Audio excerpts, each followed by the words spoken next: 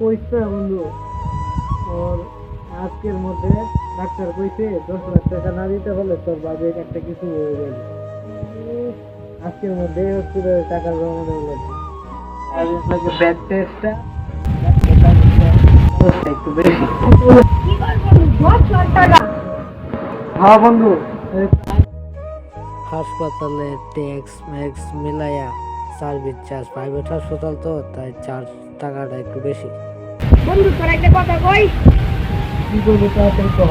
আমি কই বাড়ির ভিতরে 10 লাখ টাকা খরচ করতেছ, এই 10 লাখ টাকা আমি খরচ করবো, তাহলে 10টা বউ খাই।